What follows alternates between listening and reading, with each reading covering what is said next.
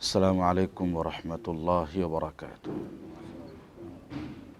الحمد لله رب العالمين والعاقبة للمتقين والصلاة والسلام على أشرف الأنبياء والمرسلين نبينا محمد وعلى آله وصحبه أجمعين ومن تبعهم بإحسان إلى يوم الدين. أما بعد، أعوذ بالله السميع العليم من الشيطان الرجيم.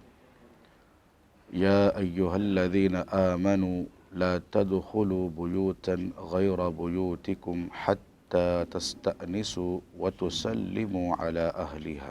اے ایمان والو، اپنے گھروں کے سوا اور گھروں میں نہ جاؤ جب تک کہ اجازت نہ لے لو اور وہاں کے رہنے والوں کو سلام نہ کر لو۔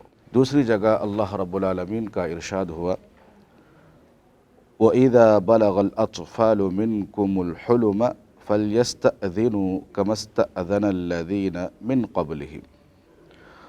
اور تمہارے بچے بھی جب بلوغت کی عمر کو پہنچ جائے یا بلوغت کو پہنچ جائیں تو جس طرح ان کے اگلے لوگ اجازت مانگتے ہیں انہیں بھی اجازت مانگ کر آنا چاہیے۔ حضرت ابو موسیٰ الاشعری رضی اللہ عنہ سے روایت ہے، اللہ کے نبی صلی اللہ علیہ وسلم نے مجھ سے فرمایا کہ جب تم میں سے کوئی کسی سے 3 مرتبہ اجازت طلب کرے اور اجازت نہ ملے تو واپس چلا جانا چاہیے۔ اور اسی طریقے سے ترمذی کی روایت ہے، کلدہ بن حنبل رضی اللہ عنہ سے روایت ہے، اتیت النبی صلی اللہ علیہ وسلم فدخلت علیہ ولم اسلم۔ انہوں نے کہا کہ میں اللہ کے نبی صلی اللہ علیہ وسلم کے پاس بغیر سلام کے داخل ہوا، فقال النبی صلی اللہ علیہ وسلم ارجع فقل السلام علیکم اادخل۔ اللہ کے نبی نے کہا کہ تم واپس لوٹو، پھر سلام کہو کیا ہے؟ السلام علیکم، السلام علیکم کہو، اس کے بعد پھر پوچھو ادخل، کیا میں داخل ہو سکتا ہوں؟ دیکھیے، اسلام نے ہمیں بہت ساری چیزوں میں آداب سکھائے ہیں۔ انسان کی زندگی گزارنے کے بہت سارے آداب کیا ہے، چھوٹے سے مسئلے سے لے کر بڑے سے بڑے مسائل میں انسانی زندگی کیسی ہونی چاہیے اور ایک انسان کیسے زندگی گزارے، ہر ایک چیز کا لحاظ رکھا ہے اور آداب سکھائے ہیں باقاعدہ طور پر۔ ان آداب میں ایک ادب یہ بھی ہے کہ گھروں میں داخل ہوتے وقت ہمیں کس طریقے سے داخل ہونا چاہیے، جیسا کہ ہم نے قرآن کی آیت سنی ہے۔ اور بچوں کے لیے بھی جب بڑی عمر کو پہنچ جاتے ہیں تو وہ باقاعدہ طور پر وہ بھی جب ایسے ہی داخل نہ ہو گھر کے اندر، جیسے غیر آدمی آپ کے پاس آ کر اجازت طلب کرتا ہے اور داخل ہوتا ہے، تو اسی طریقے سے آپ کے بچے بھی کیا ہے، جب عمر کو پہنچ جائے، بڑی عمر کو، تو اس وقت ان کو بھی اجازت لے کر گھر میں آنا ہوگا۔ کیوں بھئی؟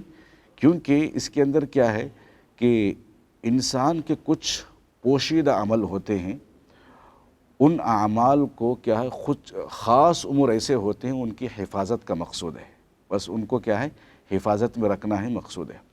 اور اسی طریقے سے 3 بار اگر آپ کسی کے گھر پہ جائیں گے آپ تو 3 بار کیا دروازہ کھٹکھٹائیں گے، اگر اجازت ملتی ہے تو گھر میں جائیے۔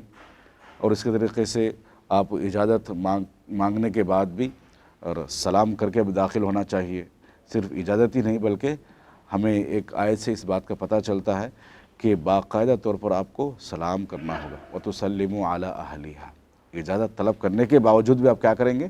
سلام کر کے داخل ہو جائیں گے۔ اور سلام ہی بہت بہترین چیز ہے، کیونکہ اللہ کے نبی صلی اللہ علیہ وسلم کا فرمان ہے، السلام علیکم کہنا 10 نیکیاں ہیں، السلام علیکم ورحمۃ اللہ کہنا 20 نیکیاں ہیں، السلام علیکم ورحمۃ اللہ وبرکاتہ کہنا 30 نیکیاں ہیں۔